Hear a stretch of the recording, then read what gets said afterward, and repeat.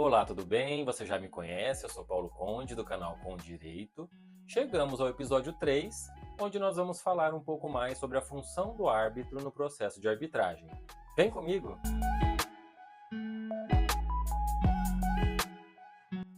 O árbitro judicial desempenha um importante papel em todo o processo da arbitragem. Ele define inicialmente todo o procedimento, as resoluções, os prazos, os acordos prévios definidos entre as partes.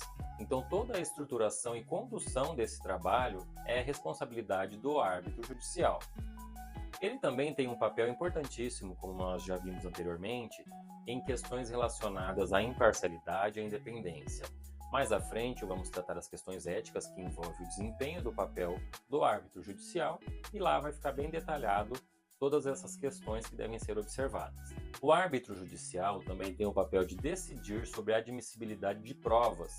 Então, como nós vimos a etapa de provas e contestações, nesta etapa ele vai fazer uma análise sobre os documentos apresentados, se eles são pertinentes, se eles são necessários para compor toda a instrução processual para posteriormente a tomada de decisão. Outro papel fundamental é definir um cronograma de prazos, estabelecendo os prazos para apresentação de documentos, os prazos para análise, o prazo para definição de oitiva das testemunhas. Então, todo esse cronograma do processo de arbitragem é definido pelo árbitro, conduzido por ele e acordado entre as partes. Ele tem um papel fundamental também de interpretação do direito. Então, mesmo ele não tendo a obrigatoriedade de ter a formação como advogado, ele tem que ter um conhecimento nesta área, das questões técnicas do conflito, mas também das questões judiciais, de prazos, todas as questões que envolvem os direitos que estão sendo questionados ali naquele objeto. O árbitro também tem a responsabilidade de emitir a sentença arbitral. Temos que ter clareza que ele é um profissional de notório saber na área do conflito, então ele foi requisitado e acordado entre as partes como sendo uma pessoa capacitada para tratar aquele conflito. Deste modo, tanto as suas ações durante todo o processo, a legislação que ele vai ter que observar, as decisões mediante a análise das provas vão dar efetividade e substância a uma decisão final que, como eu já disse para vocês, tem o poder de uma decisão judicial. O árbitro também ele tem que zelar pela celeridade do processo.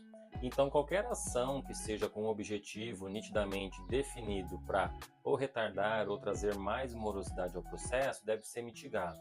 Ele deve tratar as situações com maior proatividade, cobrando sim das partes uma atuação sem postergação, sem descumprimentos de prazos, mesmo porque um outro papel dele é garantir sempre o processo legal.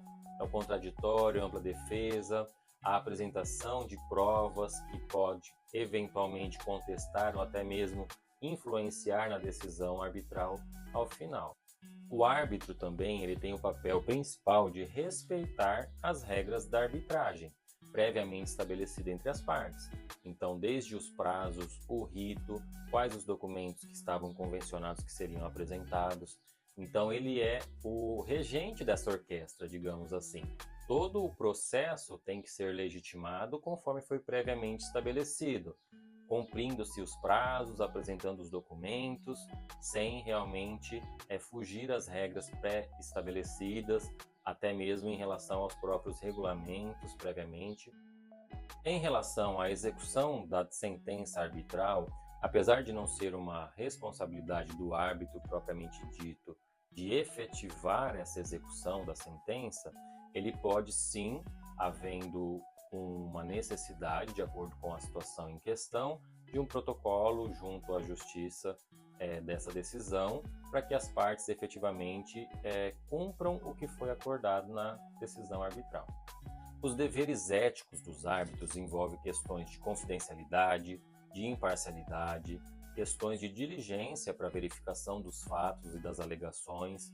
Então, o árbitro ele atua justamente com todos esses quesitos éticos para que se chegue a um resultado satisfatório.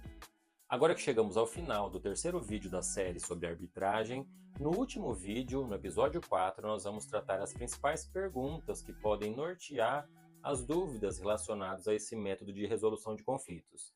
Vem comigo!